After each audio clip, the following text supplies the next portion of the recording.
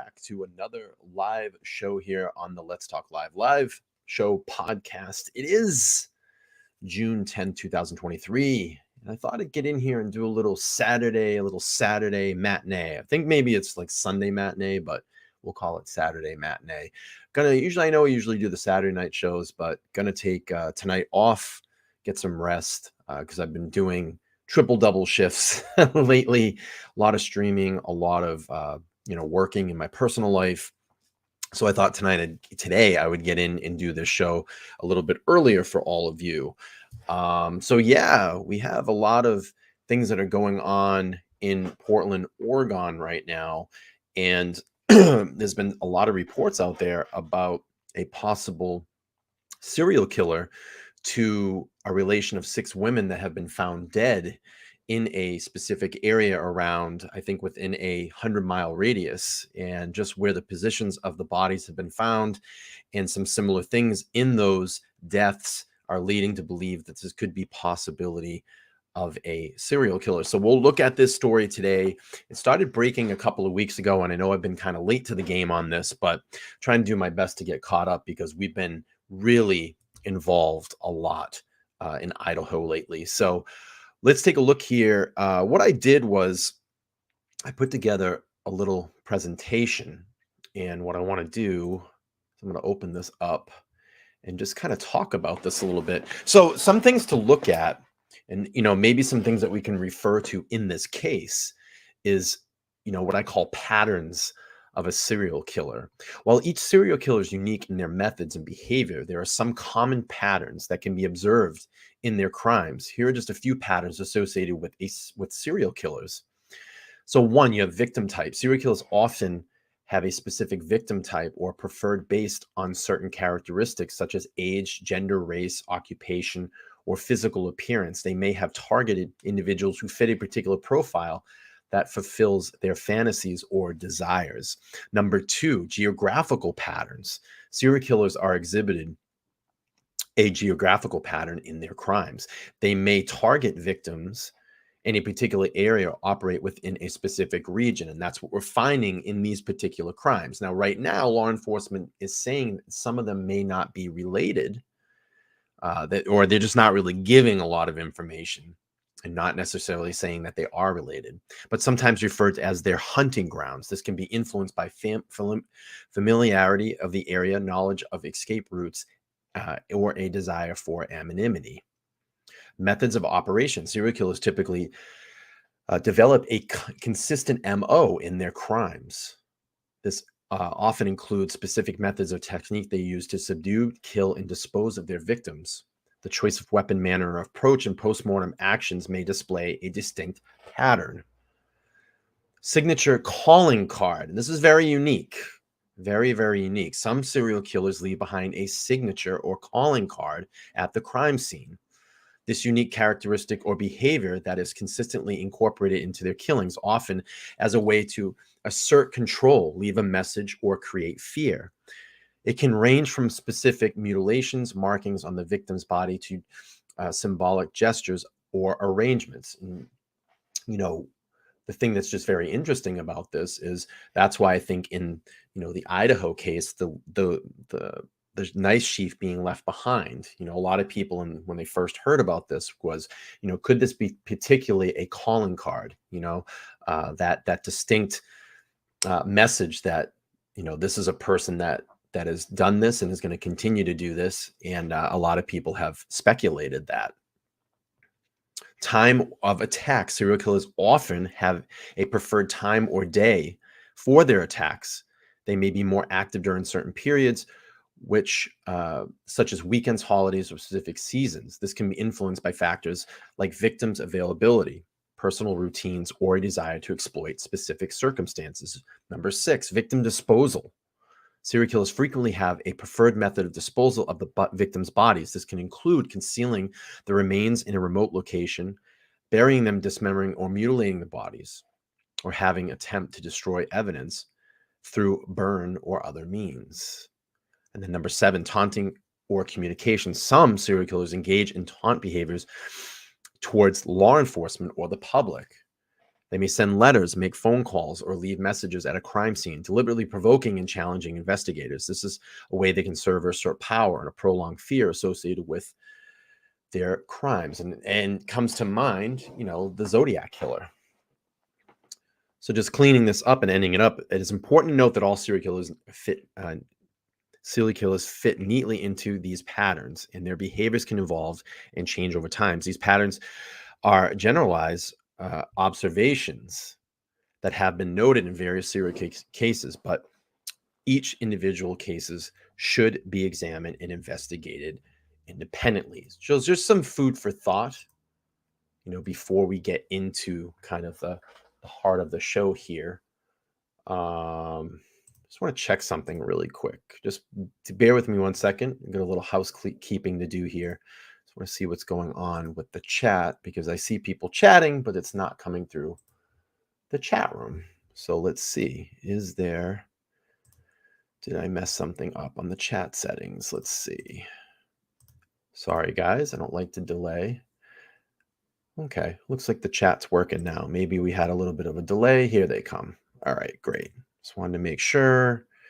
All right, let me take this off. Let me do this. All right, we got cleaned that up. Sorry about the housekeeping issue, but good morning, Michelle. How are you? I have one of my mods in the house. Candy's here. She says hello in today's afternoon stream. Please hit the like button on the way in. Thank you so much, Candy. Appreciate it. MJC is here. She said, I live in Oregon and it's creepy beyond Portland. Women keep going missing, then found dead in the woods, etc. Wow. Crazy, crazy stuff. I want to recognize these new members. We have Jessica Crockett has joined the membership team. She is now a rookie detective, which is fantastic. So we'll give her some. Richard has become a new member as well. Detective, thank you for the support. I appreciate it. So let's get into this story that has been reported back a couple of weeks ago. Just make sure that you guys can see my screen. Perfect. So from the New York Post, police investigate the deaths of six women in Portland to see if they're connected to a possible serial killer. Back on June 3rd, 2023, authorities are investigating whether the mysterious deaths of six women whose remains were found in and around the Portland, Oregon over the past 6 months are connected, and whether a serial killer is on the loose. The bodies of the half dozen women were found within 100 miles of each other on the sides of the roads, in the woods, or in secluded rural areas from February through last month, KGW8 reports. 5 different law enforcement agencies are investigating the women's deaths, and at least 3 of the agencies have said they are working with others to determine if the cases could be connected and have a singular perpetrator, according to officials and the local publications. In most recent case, 22-year-old Ashley Reel was found dead in a heavily wooded area of Eagle Creek on May 7th after she was last seen at a transit center in late March. Another woman, Joanna Speaks, also vanished in late March, and her body was found in a rural area of Clark County on April 8th. She died of a blunt force trauma to the head and neck, according to the Clark County Medical Examiner's Office, which declared her death a homicide. Wow. Very interesting. So here you have kind of a map that's showing where in and around the area that all these bodies of these victims were found. And it's very close, extremely close. There's a picture of Ashley Reel, 22, went missing in late March, and her body was found on May 7th. You have Joanna Speaks' remains were found in Ridgefield, Washington on April 8th, and her death was ruled a homicide. Speaks is the only woman whose cause of death has been revealed by authorities. Interesting. Her sister Robin Speaks told KGW8 that she is concerned about the number of women in the area showing up dead. She says, I don't want to ever scare people, but reality is there's women dying, and it's awful. It's awful numbers, Speaks said. With each one, we as a family have talked about it, shared it, looked at the details, she added. We've talked to the detectives to see if there's any similarities. Bridget Webster vanished in early March, and her body was found on April 30th. The body of Charity Perry was found in, I think that's Ainsworth State Park, on April 24th. A spokesperson for the Clackamas County Sheriff's Office, which is investigating one of the deaths, said the detective is looking into possible connections. As we do with all investigations of this nature, our detectives are following up on every lead in this case, including several tips that are coming in from the public and comments being made on social media. The spokesperson told the Post, "We are working with partner agencies to determine if there are connection between the cases in Clackamas, I think I got that right, County, and the others in the region. The Polk County and Multnomah County Sheriff's Office said they are speaking with partner agencies about the death. Bridget Webster's remains were discovered on April 30th in Polk County. The local sheriff said a week before the grisly discovery, Charity Perry's body was found in Ainsworth State Park on April 24th. Perry had vanished in early March. Also on April 24th, the body of an unidentified Native American woman, you can see the rendering here, was found near the interstate of 205 in southeast Flavel Street in Portland. The remains of the unidentified Native American, possibly a Native American Alaskan woman, were discovered on April 24th. Christy Smith disappeared in December of 22 and was found dead in Portland on February 19th. Less than 3 miles away, Christy Smith, 22, was found dead near Southeast Deerdorf Road and Flavel Street in Portland on February 19th.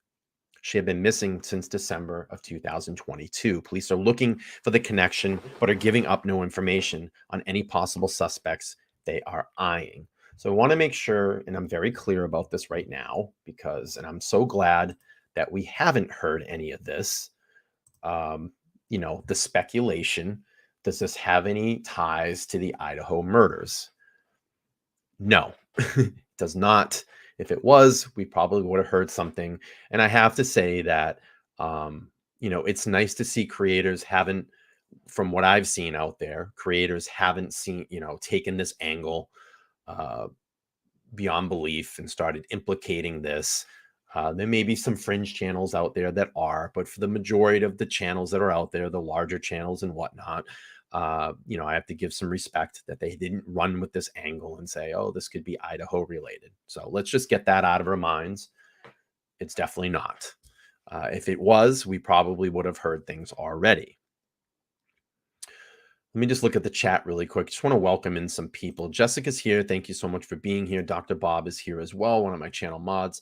Dr. Bob, I hope you're having a great day so far.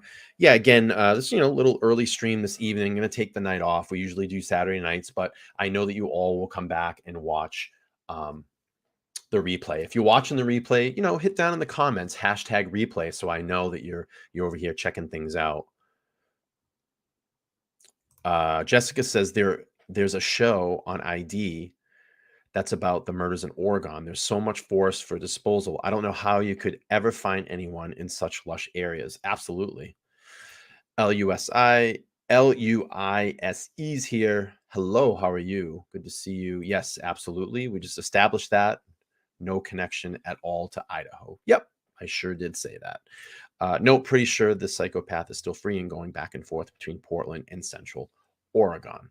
Completely agree at this point. All right. So as we know, we look at some of the kind of the mainstream media clips out there, see what everybody's talking about. Let's bring up, this was reported about 4 days ago on the Law and Crime Network to get a little bit of what they're talking about, and we'll get some updates as we go along. Let's play this clip here. In the Portland, Oregon area, now investigators are working to see if the deaths are connected. We talked to a veteran prosecutor about whether or not a serial killer could be on the loose. I've covered a lot of crime stories over the years, many of them here at Law and Crime. It always gets me thinking about how important it is for all of us to stay safe. This is Palm pepper spray, and it can help you do just that. I'm just going to fast forward this because I'm not sponsored by Palm, and I don't want to be playing their ads. So here we go. February and May of this year, The bodies of 6 women were found within a Someone's 100-mile radius of one me another by all in the means. greater Portland, Oregon area. The discoveries have led to speculation on social media that the deaths could be the work of a serial killer. The first was Kristen Smith. Her body was found on February 19th. Joanna Speaks' death has been ruled a homicide. Her body was found in early April. Bridget Webster vanished in early March, and her body was found in late April. Charity Perry's body was also found in late April, and Ashley Reel's body was found in May. The remains of an unidentified Native American woman were found in late April, but the Portland Police Bureau says her death is not believed to be suspicious. The Portland Police Bureau also said over the weekend that they have no reason to believe the deaths are connected, but law enforcement agencies are working together to determine whether or not they are, which they say is common practice. Some of the deaths have been labeled suspicious, but the cause of the deaths have not been revealed. Joining me to discuss how these law enforcement agencies will determine whether or not they actually have a serial killer on their hands, whether or not these deaths are connected in any way, is Mark Piepmeyer. He is a veteran prosecutor out of Hamilton County, Ohio. That's the Cincinnati area. And he's been involved in investigating and prosecuting many serial killers, including Joseph Paul Franklin, Samuel Little, and Anthony Kirkland. Mark, welcome to Sidebar. Thanks for coming on. Thank you. You're welcome. And actually, the first one I prosecuted was Alton Coleman. Oh, okay. So it goes back quite a ways, right? Yeah, that was 1984. Wow, that's a long time ago. Did you do Donald Harvey too? No, I did not do Donald Harvey. Okay. Let's talk first of all. You read the story about this speculation, the fear in the community that there could possibly be a serial killer. In reading the stories about this, give me your take. I would agree. It's the victims appear to be the same type of victims, and some of the serial killers I've prosecuted, they're going after a particular type of victim. That's what I would use. Anthony Kirkland as an example there, and also Alton Coleman. They both had who they're picking, and actually Joseph Paul Franklin, who was an avowed racist, he shot Larry Flint because he had the audacity to have a white naked girl in his magazine with a black man. The 2 kids he killed in Cincinnati, he What's shot. up, Josie? How are you, Came man? here just because he was looking for African Americans to shoot. That was the entire reason behind. So there's a victimology there. Anthony Kirkland, who preyed on young girls. He liked to find younger women or girls. His gig was to rape them, strangle them, and then set their bodies on fire. Alton Coleman was just killing for the sake of killing. He just enjoyed killing. But again, he preyed on young, predominantly African American girls. And then the fourth one I tried, Samuel Little, preyed on prostitutes. Sam Little was a little bit different because to him, because I went out and actually interviewed him at a prison in California, his way of getting sexual gratification was to physically strangle someone. That's how to him, that was sex. And he told me, I'm just having sex with these women. Some people do intercourse. To me, sex is putting my hands around a lady's neck and strangling her. And he specifically sought out people that he thought would not be missed. So he would go to inner city areas, find prostitutes, pick them up, get them in his car, and then he would do his deed. So those are the 4 that I actually went to trial on. And again, looking at your case, the victimology seems similar, which someone is, in my opinion, targeting those type of women. So let's talk about that, because as a prosecutor, and your resume it's very impressive, very long. You have a lot of experience in this realm. You often work hand in hand with detectives, with law enforcement officers when you look at this. So tell me, you talked about victimology, obviously. Tell me what else you're going to be doing and what else you're going to be looking for, or what they will be doing out in the Portland area to determine whether or not these are indeed connected, whether these are even homicides. Yeah, and I'm not sure physically how close those are, but one of the first things you do is figure out, is the person operating in a particular area? Anthony Kirkland, for instance, it was close to where he was actually living, so he wouldn't actually have to drive to different parts of town to find these people.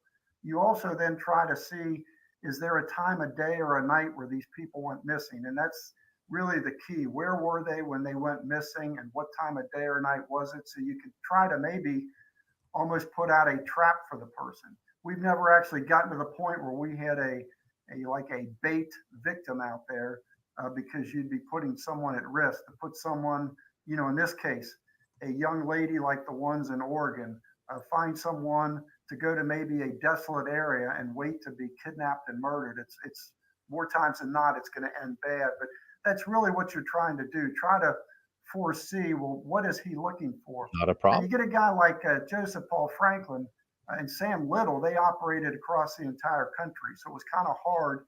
It'd be hard in that situation. But if you have a localized serial killer like you have in Oregon, I would think that if I would meet with the police there, that would be our thing. Who's going to be his next victim? As best you can predict who he's looking for, what time of day or night, and where. One of the detectives, or at least a police officer with the Portland Police Department, really kind of poured cold water on the idea that this could possibly be a serial killer. But are we possibly too early to make that statement? He wanted to kind of back off that, claim or that speculation. I mean, if we have victims who appear to be of similar backgrounds, of victimology, as you mentioned, I think it's only logical to look at whether or not these could be connected. I would agree, and I think you are dealing with a serial killer. There may be a strategic reason for doing what they're doing. Sometimes you get pressure from the elected officials, say, we don't want you calling this a serial killer. I could see saying because it's going to scare people from coming to our community. I mean, Right. it may be something as innocent as that, or maybe strategically they may think that by calling him a serial killer, it's going to lessen our chances of Yep. capturing him, or it might Absolutely. spur him on to do it again. So I could see a number of reasons why they may put out that message for one strategic reason or another. But from what I read of what you sent me, you're clearly dealing with a serial killer out there. So you are saying, based on what you have read, on what we have sent to you, that you believe there's a serial killer on the loose out there. Yes, yes, Wow. based on my experience. And again, I don't know how I would approach it, if I would approach it the way they're doing it or not. That's, more of a psychologist thing. If we call him a serial killer, how's he going to react to that? Is he going to amp up his game? Is he going to back off? What's he going to do? And again, that may be, sometimes the police. I Yes. noticed there's very little information put out on both of those, which is Twitter is not. My new Twitter is this. I'll drop that in the chat. Here's my new Twitter.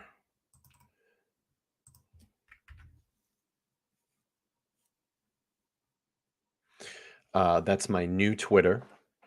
And my PayPal is the same. I cannot change it. So that's the name that it got stuck with. It's okay. I mean, everybody knows me by that. So, yep. I do have my old Twitter account, but I'm trying to get everybody over onto Let's Talk Live. I will still tweet both Twitters, but I'll respond more to the Let's Talk Live YouTube channel. But yeah, thanks for asking. Yep. Let's see.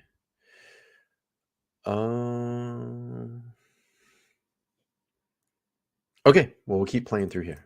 usually what the police do, because if someone comes in and says, hey, I'm the guy you're looking for, he's not just going to parrot what he read in the paper or from a broadcast somewhere. They want to get the details from him. Or if a witness comes forward and says, Angelette told me she did it, and this is how she did it.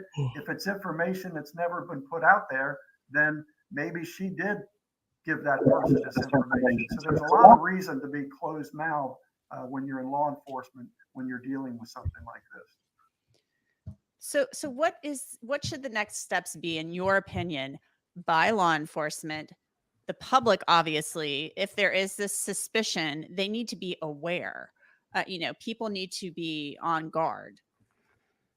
If this was happening in Cincinnati, we'd be at the homicide squad. We'd have a big map on the wall of the area where these murders took place. We'd be putting down, there'd be pictures up there of where the person was last seen, where they were found. You try to make a connection there and just try to put all these things together and try to find from all those, eventually people are going to notice similarities. Maybe it's every one of these happened by McDonald's, let's just say. Every one of these women was within a quarter miles of McDonald's and walking when they disappeared. Well, maybe that's something you want to focus on. But when you put them all together, it may just be a coincidence, but eventually you're going to find similarities between these cases, which will help you predict who you're looking for. That's the way we would approach it here. Let's say this is a serial killer. I would assume, hopefully, there would be some forensic evidence on these women, depending on the level of decomposition to their bodies, that could help maybe provide a link. I mean, we have cell phone data these days. There have been a lot of advancements. Yeah, you can do geofencing, which is a relatively new thing where you can track movements of cell phones. And if you get a suspect cell phone, it's really helpful. The whole idea of DNA in the CODIS data bank is something that, when I started prosecuting, DNA wasn't even a Jules Verne fiction kind of thing yet. No one would ever even thought of something like that. But and now most states are in the CODIS data bank, which anybody that's going to prison is going to have a DNA sample taken and put in that data bank. And that's been going on for maybe at least a decade, I would think. So if you can recover any kind of bodily fluids from any of these victims that is not theirs and run a CODIS hit. Yeah, Danielle, I'm not going to be streaming tonight. So I'm just doing the stream today. We are going to be planning something behind the scenes for tomorrow night. So no stream tonight. That's why I'm doing this today. I have to go in for a little bit of a shift tonight. And frankly, I'm just really burnt out.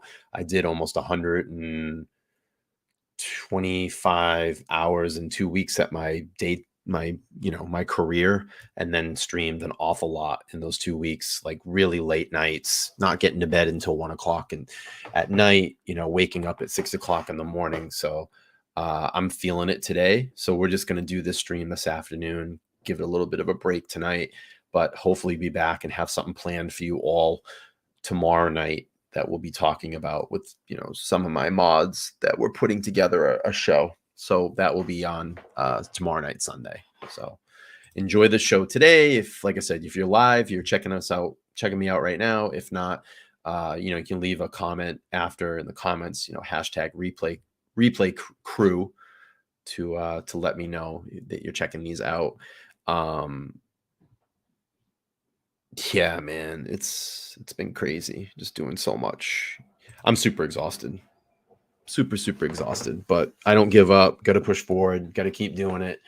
It's important to me to keep getting this channel out there and getting it across YouTube and growing this community. It's the most important thing. If you're a new member over here, new subscriber, make sure to smash that like button, smash the subscribe button. The most important thing is to turn on your bell notifications so when I go live. I know it's kind of a weird time for me, but it'll get back on track soon. The most important thing is that I keep making content, having content for you all to come here. So it's my passion. It's my passion. It's my love. So let's keep playing through this. We got a couple on something videos like that, then you're almost home free. That's one of the greatest advancements we have. But the other thing is, LUI, she says, keep the money train rolling. It's really, I'd say it's really not about the money. When I do this, it's about the passion. It's about the enthusiasm that I have to come on live and do this stuff and perform. And, if we can give good relevant information over here on this channel, that's what we want to do, and we respect the victims, respect the process, respect our justice system. We back our boys in blue here. And, that's what we do. So it's, I have a daytime job that I do, and I love to do this in my spare time. And if you want to challenge me on about making money on YouTube, believe it or not, you really don't make a lot of money on YouTube until you're, thousands and thousands of subscribers, hundreds of thousands of subscribers. So if I broke down what I'm literally making per hour, it's not very much in my payouts. So it's a passion, it's a love, that's why I do this. So anyway, we'll keep going on. There's cameras everywhere anymore, and I would think they're looking at where these women, again, what their path was or their normal path before they disappeared. And so there might be a blue Chevy pickup truck that's seen in a couple of these areas when these women disappeared. So those are the kind of things I think that the police were looking for. I would say DNA, and then cameras out on the street or Ring doorbells, things like that, are Excuse me. two of the most recent advances that really help solve cases. Well, Mark Pietmeyer, thank you so much for coming on to talk with us and offering your time and your expertise. We appreciate it. How are you, man? Thank you. Glad to help. And that's it. And AZ was on the panel last night. We had a great show last night. If you haven't seen that show, go back and check out last night's episode. It was really great. All right, let's keep continuing here. A little bit more of an updated. This was from about 4 days ago. Let's see what. Premature for police to say that these deaths are not connected at this point. Yeah, absolutely. We've got 6 women in a 100-mile radius, which is not a big span, in a 3-month period of time, all under mysterious circumstances, and the Portland police don't think they're related. I understand and appreciate that they don't want the community to get up in arms, but women in that area should be on high alert when we have 6 dead women and no explanation in such a short, small radius. I mean, your point is well taken. The 6 victims discovered within 100 miles of each other, as you mentioned, not a big area. So if police do not think that those are connected, does that mean that multiple killers may be targeting women in that area? Yes, it could mean that. And how bizarre. I mean, it lends itself to this probably is the work of one person or a person who's related to another person, which reminds me of, if they're going to start their investigation, we've heard the term genetic genealogy used most recently in the Brian Kohberger case, right, which was another mass murder. The police would be well served to start going down that path to try to find some sort of profile of this killer or killers by using the 23andMe's and all the other genetic genealogy testing sites. Blue Flame makes a good point here. It says, what if these women were murdered by a sex trafficking ring? Absolutely. I mean, we know there's a lot of that out there in the Pacific Northwest. We know that there's a lot of struggle with drugs out there. Really great point. Really, really great point. I'm sure that the police and the investigators have considered this as well. So, yeah, thanks for bringing that up. That people are commonly using today. That's a good first place to start. With the time we have, I do want to get your take on another story that we're tracking right now. A woman convicted of killing her 4 infant children. She has been pardoned now because of new scientific evidence that found her babies could have died by natural causes, which is what she insisted has happened all along. Her name is Kathleen Folbig, and she was once dubbed Australia's worst female serial killer. Her children died separately over the course of a decade, between 19 days and 19 months old when they died. Should she appeal her convictions? Is it worth the risk for her at this point?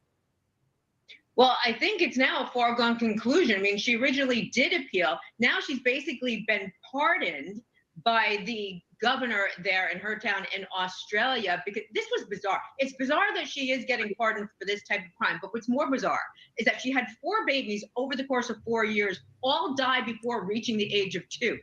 One is strange enough and sad enough, but on baby number 2 and baby number 3 and then baby number 4, she wasn't charged until 2001 for all 4 deaths. 3 of them were murder convictions. 1 was a manslaughter conviction. And in 2018, it was discovered she had this strange COM2 gene that could have caused a natural death for all these babies. Seems bizarre, but 90 doctors and scientists gave the okay, and her petition was filed, and she won. Okay. Jonna Spilbor, appreciate the time and insight. Thank you so much for your time.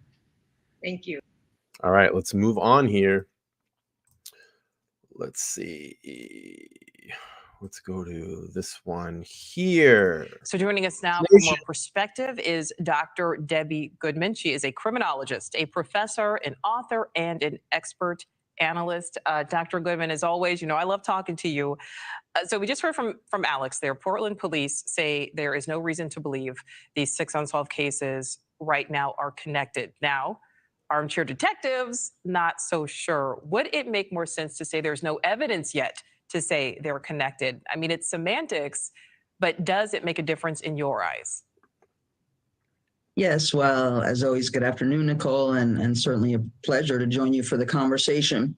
So, the concern for me as a criminologist is just the information we have thus far, with the information that 6 women, all of the same gender in that regard, are decedents in a 100-mile radius. So, certainly, I'm concerned of the potential that this could be a serial killer. Now, if the numbers were different, if we had 1 decedent or 2, then certainly investigative techniques would be different, meaning they'll be analyzed and evaluated by our local, state, and federal agents and officers on this individual basis. But for me, I'm concerned with the number that we have 6 cases, and although we may not know a direct link or alignment, but we do know that they're all female and they're found within this wooded type of area.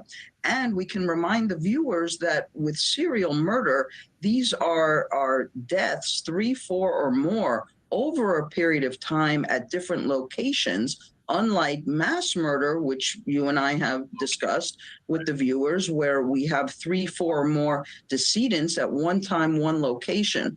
So I think, of course, we have the faith and trust in our investigative experts, but that number for me is very high, and it does align with our category and classification of serial killing. I mean, just look at what the placement, where everything is. Look how close these are.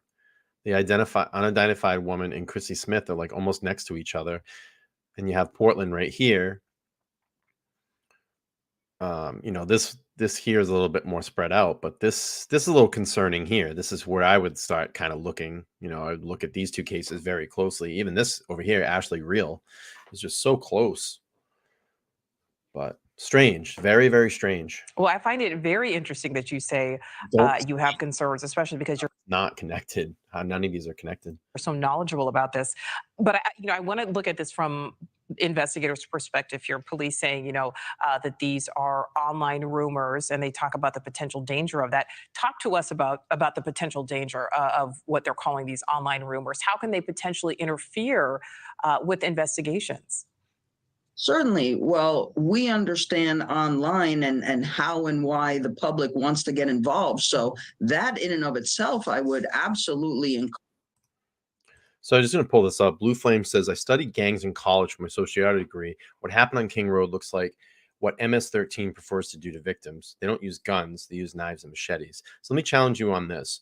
So out of all the residents in King Road, it's been looked into that not even any single one of the persons that have ever lived there have even received a traffic violation. And you're going to say that all of a sudden that these people are involved in huge drug rings and with MS-13? I don't see the connection. And what I would urge you to do is to go back, and I'm going to do this for you. There's case files. And it seems like you're pretty smart. You went to college, and that's awesome. Go back and read the case files. You start piecing things together, you can kind of figure things out. All you do is click on that link there. You can scroll down. It has all the legal documents there. I've spoken about this already. People really need to stop doing the drug theory, the angles with drugs, the angles with cartels. There's a lot of misinformation on a lot of what I call them fringe fucking channels that pop up and put all this stuff out there. From what I've seen, and I've watched many, many hours of these, I call them kids because they were just kids. I've watched countless number of hours of these kids.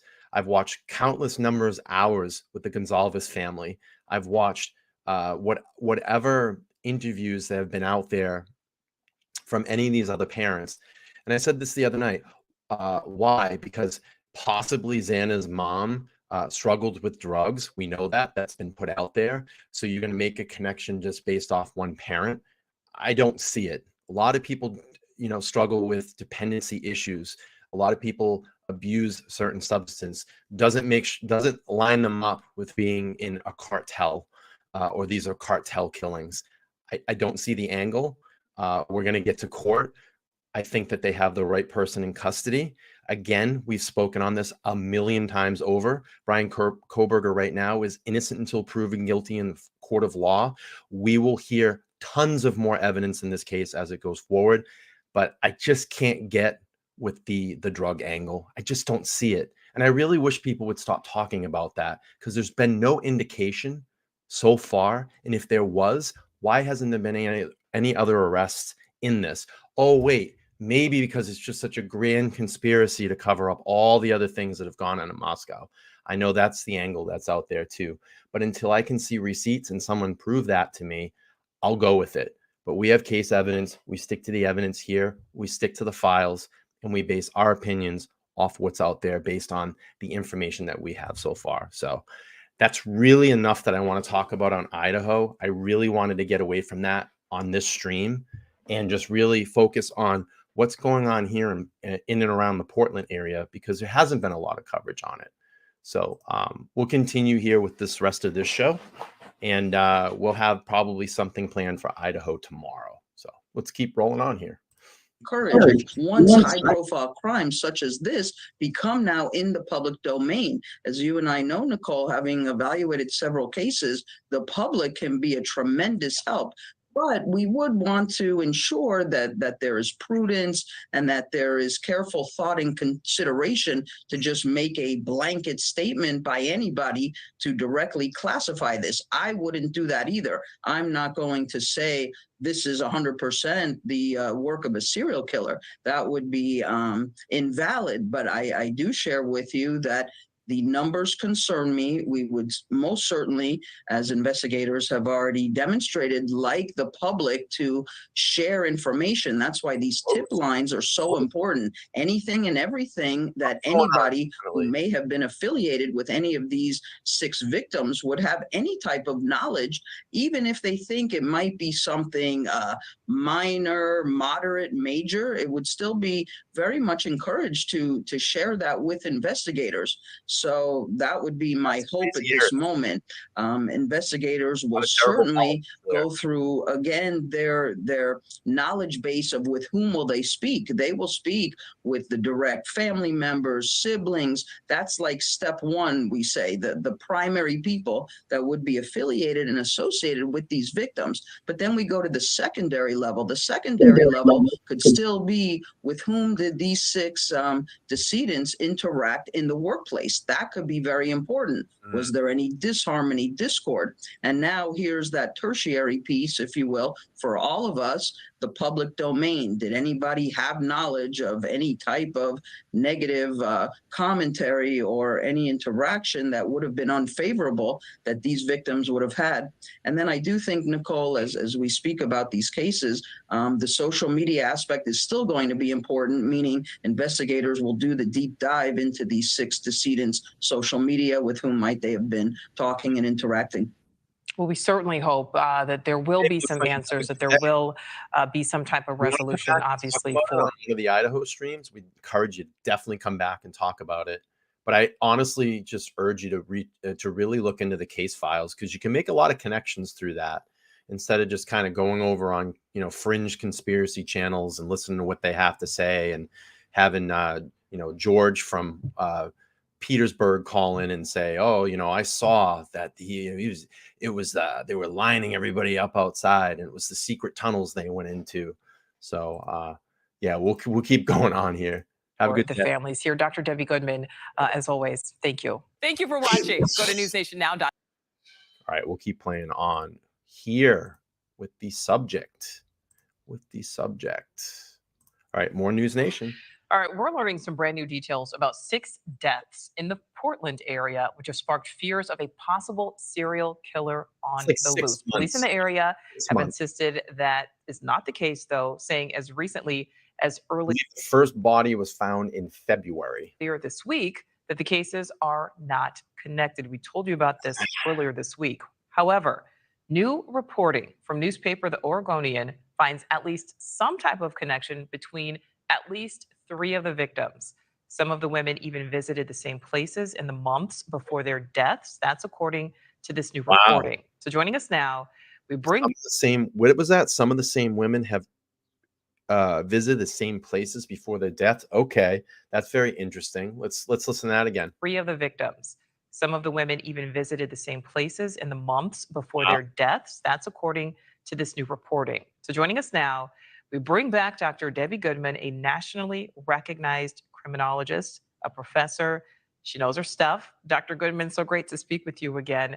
I just spoke to you about this on Monday. So there's now this new information about 3 of the victims in the same area. It shrinks this radius from about 100 miles down to essentially 0.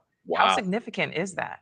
No, it's been 6 months. Yes, good afternoon, Nicole. Always a pleasure to join you for the conversation. And this, for me, as a criminologist, is very significant. So when we last spoke, we knew of 6 female decedents within the 100-mile radius, but this new information really is huge. Why? Because this is what we would now move in the direction, again, not with 100% certainty, but I think a higher level of probability of this being the work of a serial killer. And here's why: because if there's any type of thread, that becomes the tipping point. So Right. we already know that the typology, if you will, or the victimology, as we say, we have the gender that is all similar, the 6 female. Yeah, so I'm just going to go back to the report from that New York Post article that I read in the beginning. It says authorities are investigating whether the mysterious deaths of 6 women whose remains were found in and around the Portland, Oregon over the past 6 months are connected, whether a serial killer is on the loose. So it's been 6 months, 6 months. All right, let's keep playing this. This is very, very interesting what they're finding out now. Decedents, but if they frequented a location, Absolutely. then as we speak, we will have a very police presence at these locations to query employees, to scour any type of credit and debit card transactions. And for me, 3 out of 6 really is. And that's, and I'm going to dip a little Idaho here. That's the thing that people have to take into account too. When you're hearing how they do all these investigative tactics to figure out who is what, where, and why, you can start making all those connections, small things like just even purchases. You can, a gas purchase, if you're not using cash and you're using a credit card, that leaves behind a digital footprint. We know about cell phone data, especially in the Murdoch case. We heard a lot about that. Geofence locating, anything that has any digital thing now, you can track and get specifics into an area of a location. I think you're going to see a lot of that data specifically in Idaho as well too. So it's really, really crazy. All right, let's keep playing. Is huge. And I think that this 100%. potentially is now moving more so in the direction of the work of a serial killer. Right. I know that's something you had predicted or you had said earlier this week. I don't know if we can bring back that graphic of the pictures of the victims there. Because another thing that we see in common, they all appear to be at least in the same age range. I don't know if we can get the one of the 6 victims, because all 6 of them, and again, we only know right now this connection with 3 of them, but with some of them visiting the same places, shortly before their deaths. I wonder what the place. Are police being careful about their words, potentially so they don't cause a panic? Yes, I think that is absolutely correct. And our local, state, and federal law enforcement officers and agents, I have the utmost confidence. And as we spoke last, the semantics on a lot of this will be important. So certainly our law enforcement officials do not want to create the panic, the fear, the anxiety unnecessarily so. However, as we proceed with this and hour by hour, as we know, as new information comes forward, then I think it would be important, certainly for me as a criminologist, to really recommend that our citizens, particularly in the states and the city, just operate a little more, let's say, on high alert, meaning see something, say something. And if something just simply, Nicole, doesn't look right, sound right, feel right to a citizen, that should be a prompt to make the call to police. That's why we have our law enforcement officials. And the day-to-day hope, of course, for all citizens is safety, security, and survival. So we would never want that to be compromised. And again, the recommendation for citizens who may know anything at all to please call police with any tips. And I know when I spoke with you earlier this week, you said, it seemed very likely that this could be the work of a serial killer. Dr. Goodman, we still don't know the cause of deaths for the victims. It hasn't been released. If there are different reasons for their deaths, if there are different causes, would that make it less likely to be the work of a serial killer? Well, it depends, Nicole. It's not uncommon. First, we'd like to think that the way in which these murderers operate are aligned in totality. If now again the majority of the decedents have died in a certain way, I believe it has been verified that one of whom misspeaks died of blunt force trauma to the head and neck. Now, if we start to, our investigators reveal that there is similarity, then again, we're moving in a higher level of direction for a serial killer. However, I will tell you also, sometimes they will change their methodology, particularly when they know that now law enforcement officials, that they're in the spotlight. And they too, these killers, do follow media and journalism reports because they enjoy that. So we will see. Dr. Goodman, always enjoy talking to you. You certainly are an expert in your field. If we get more information, we're going to bring you back. Thank you so much. All right. Yeah, I want to just address a little bit what was going on there in the chat. We had someone pop in and they may still be watching, and that's fine. They talked about, this, we got into Idaho a little bit. I really wanted to get away from that. All our material on this channel can't be Idaho, as much as we have love and passion about that and following that case. It's been the topic of YouTube true crime for a better of the last 5 months. Of course. And sometimes as a creator, we need to kind of pull ourselves away from that to give ourselves some downtime to come down, and especially to look into some cases that are going on. This specific case that we're covering today, or these cases, this scenario is happening in and around that area. Now, I'm not saying that any of this is connected in any way. I've established that very much earlier on in the stream, if you go back to the beginning and listen to that. But we had someone that came in the chat and they started to talk about MS-13 gangs, that they studied this in college. And again, she's probably very educated. But I challenged that person, or he or she, I challenged them and said, I don't see any indication, and I've said this on many past streams, and I've addressed this a lot in my last 3 or 4 streams, this whole drug angle that is affiliated in the Idaho 4 case. I just don't see it from what I'm seeing, based on the evidence, the facts, the legal documents that we have, based on countless hours of video that I've watched of the families that have given interviews, especially the Gonzalez family, the TikToks, whatever I've seen of students. And I even look at, the 4 victims that were in this case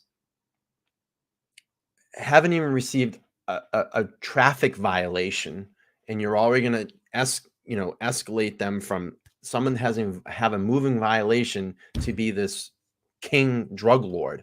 Again, there's a ton of misinformation out there. There's a ton of these fringe channels that pop up on YouTube and give a lot of misinformation. Now it is you as a person or an adult to sort through those things. We here on Let's Talk Live stick to the legal documents, and we base our assumptions and our opinions off those documents. Again, this might not be the channel for you, and that's fine. There's countless other channels that you can tune into. I personally am not going to go there. I'm not going to do it. I would not feel good at the end of the day to rest my head down on my bed and put something out there that is false, that is not proven, that has no receipt. 1, out of respect to the victims, and 2, out of the respect of the victims' families. I would not feel good putting something out there that's just wrong. But then I get called closed-minded because I won't accept that they're putting information out that this is drug related. I haven't seen anything in any of the legal documents that I've read through that would indicate anything that this has something to do with drug related crimes. Okay. I could be wrong. I don't know, but we're going to find out here when we get to October, and possibly on the start date in October. I still think it's going to get pushed into 2024 for an extension of time, because we're seeing a lot of that from the defense right now. in a lot of the motions. And like I said, you can go back and read the legal documents. I'll drop that link before I close the stream up tonight. But I just don't see how I'm being closed-minded. I think you're being closed-minded because you're not able to look at the evidence that's been put forth in front of us right now. You're ignoring that, and you're going off something that is not fact-based.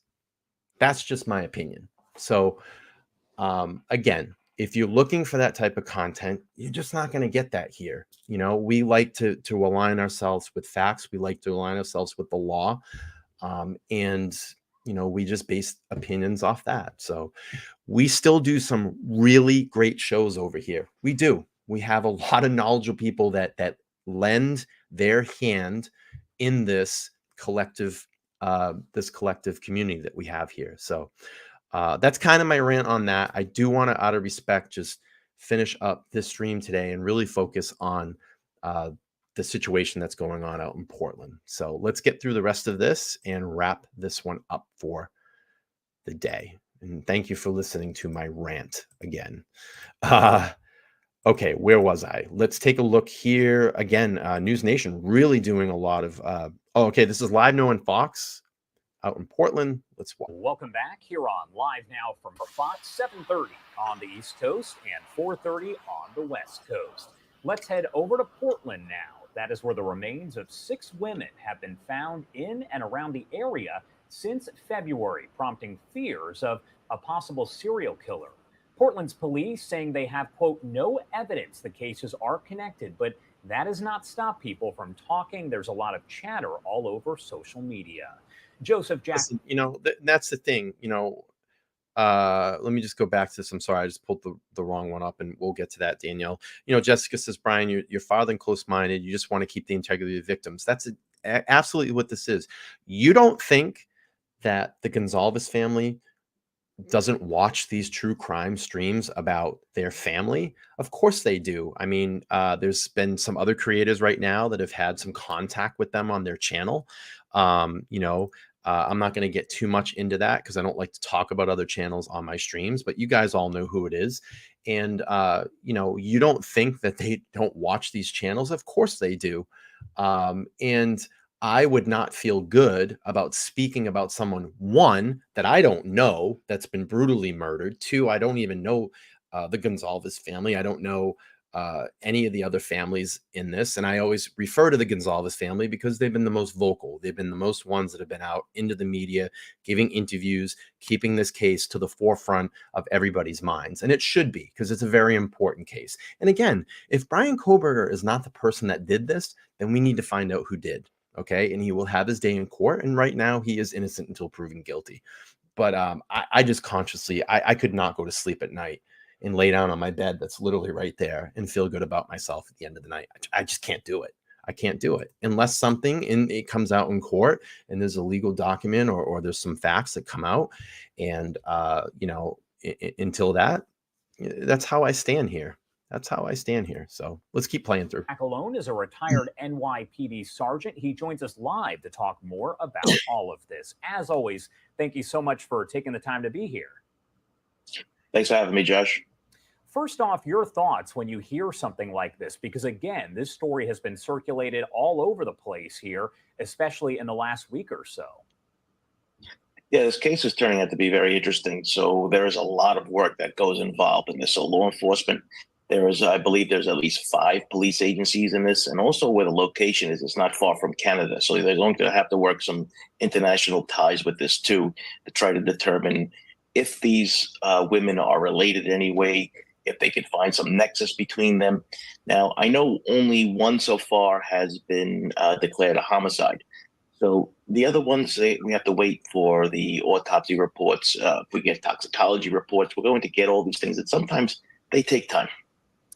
So I guess this is kind of, I hate to say stupid question, but why do you think that this is gaining so much traction on social media and so many people are talking about it? We should be talking about it. Well, we've seen the true crime community really grow here on the internet, specifically with social media, whether it's, you know, they're doing their own investigation or they're just, you know, very interested in these topics. it's always been this way, so to speak. I mean, even back when I was a kid, they had the detective magazines and all those other things. So I don't find that unusual at all. But what I do worry about is what we kind of saw in Idaho, where people start, generally just making up things or doing things that are This is exactly what I just fucking talked about. You're hearing this from an expert, an ex-NYPD retired sergeant is fucking saying this right now. So if you think that I'm an asshole for saying it, and someone that's probably had many years of experience in law enforcement is saying it, well, if you don't want to believe me, listen to him. This is exactly what I just fucking talked about. This is what ruins these cases. Misinformation that's put out there, and it turns the victims and their families into the assholes. And I don't see how that can be. I just don't see it.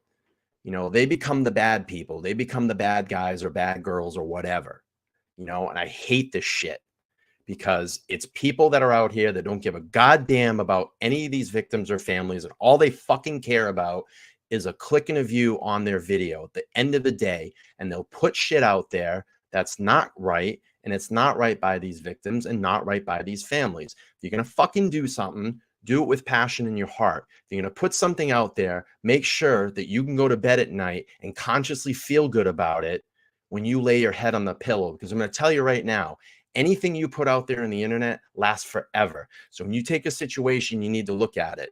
What is it going to do today? What is it going to do a month from now? And what is it going to do forever? And if you feel good about that, then that's okay. But if you're putting shit out there and you want to live with that the rest of your life and go to your grave like that, by all means, that's not me. That's not me. I ain't going to do that. Not going to do it to someone that was brutally murdered. Hell no. Unethical. So, listen, if they want to report it, if they want to be, a journalist and write about it, I have no issue. I think it's fine. And I'll also say this too to the people that are putting shit out there. If you don't think any of these families aren't taking receipts, and when all these trials all conclude at the end of the day, that they may be fucking knocking on your door and you're being served and being sued, don't be surprised, because it's probably going to come. Be very careful what you say. There are a lot of people out there with some skills that can find things on the internet that either the law enforcement agencies don't have the time for because now they're really tied up into this, or, that they can just, kind of help move this case along a little bit, try to find out who these women are. And that's generally the first step. I believe at least 2 are unidentified so far. And police have said so far, especially after people started speaking about it here, that they have no evidence the cases are connected. Is that essentially cop speak for they could be connected? They don't want to release too much information. What does that mean when police do go as far as to say we have no evidence right now they're connected? Oh man, I guess. Right. So right now, remember this, there are at least these 6 crime scenes that they're dealing with, right? When people say, well, you said crime scene, does that mean it's a homicide? No, you treat every death as if it's suspicious. I'm going to rant again right now, man. And it's like, you got to look at it. What if this was your daughter? What if this was your son, your mother, your father? Okay. And someone's out there putting vile crap out about your family member that was brutally murdered. How would you feel about that? You got to look at it the same way. One of the most valuable lessons that I've ever been taught in my entire life was when I was back in high school. I went to a trade school and I took auto body shop repair. That's basically when your car gets into an accident, you paint it, you weld it, you do the body work on it. And my shop teacher looked at me on day 1 and said, something that you always need to remember in this business going forward, the most important thing that you need to remember in this business, on day 1, he taught this to us. You treat the car that you are working on like it's your own car. If you're going to treat your own car like, you treat your own car treat it well, then you need to treat the customer's car the same way, because you're not going to treat your car like shit. So don't treat the customer's car like shit. And it's the same thing with all of this. Don't treat the victims like shit. Okay? Don't do it. Proven otherwise, because you don't get a second chance to do it right. So they are going to treat these all like homicides until the evidence and the information proves otherwise. So, and that includes the complete victimology on the person, right? Who they were, what were they doing? Try to track back at least 48 hours from the time they were last seen. Because you got to remember, some of these ladies were not seen for a while, and that really puts investigators at a disadvantage. Also, the condition that the bodies are in. Are they skeletal remains? Do we have anything that we can look for, evidence of injuries? So I know, like I said, I believe they said blunt force trauma. So that means that to me that the body was intact. You got to remember, when you're dealing with the woods in these areas, you have a lot of things that can really affect the bodies. And, temperature, of course, but also animal activity, insect activity. All of these things go against the investigator. So these are going to take a while to sort out. And the fact is, from my concern is that will they be looking for additional victims or bodies out there? And I think they should be. So I think there should be some cadaver dogs out there looking for other sets of human remains. And you don't hear the term serial killer very often. Are investigators hesitant to use that term overall? Rarely will they use it. And if they do use it, it's probably a slip of the tongue, because it creates a lot of fear and it creates a lot of panic. And sometimes that's not necessary. In this case, I don't believe it's necessary yet. We don't have a full investigation going on. And I think that police departments will use the term pattern. Now you need two similarities for a pattern. So for me, I would say we have a pattern here, but that doesn't mean that there is a crime, right? So we have to look at it, determine if there was a crime, the corpus delicti, the body of the crime. Was this a criminal act? We don't know yet. And we talked about this a little bit already, but how does social media and people who are internet sleuths, all of that, affect an investigation like this, as police from several different agencies, law enforcement, are working to piece this together? Exactly my point. True love and true life. I'll get this right. Love. Yeah. Okay. I wish I had a computer dial-up modem right now. I'll do this one. Bing, bing, bong, bong, bing, bing, bing. So, life, love, and true crime says these four were humans. They had families, and we need to help keep that in mind and have respect for them. What if this was your family members? We all need to keep that in mind. Absolutely. 100% agree. Yeah. Take 7. And see if there are possible similarities or patterns. Well, I could tell you that just from the people I spoke to, because when I used to do this for a living, social media didn't exist. So for these guys and girls that are out there doing this, they tune it out. This is really not so much the investigators, but the executives and the police chiefs and the public information officers. Those are the men and women that are getting bombarded with this on a daily basis. And that's what they're supposed to do, right? So they take the heat and they take all of the information and they try to, keep the investigators clear from all that kind of, chatter or talk, what have you. But social media plays a big role in investigating cases going forward. I mean, video surveillance, we have cell phone records, internet records.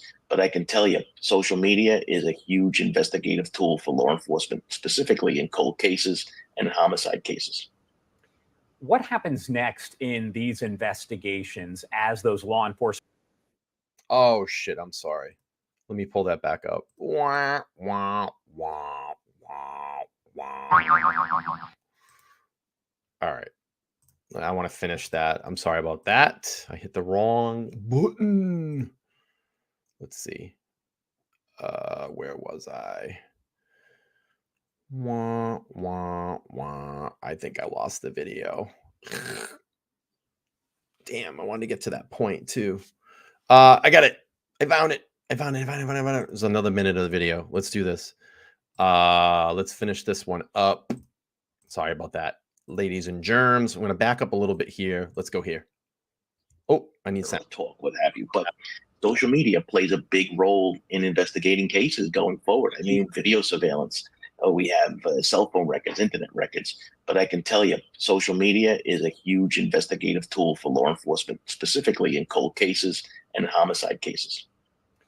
What happens next in these investigations as those law enforcement agencies kind of work together to see if maybe there could potentially be some kind of connection there? Well, try to figure out when was the last time this person was actually seen, do they have any friends? And then go back to those locations. Are there video surveillance that might be around? Did they get into a car with somebody? All of these things will play a role in that investigation. And that's what also is going to take a lot of time, because some people might be reluctant to come talk to the police. We know that Portland has had, it's pretty much been a place where they had the anti-cop movement. So this is going to be quite difficult doing that.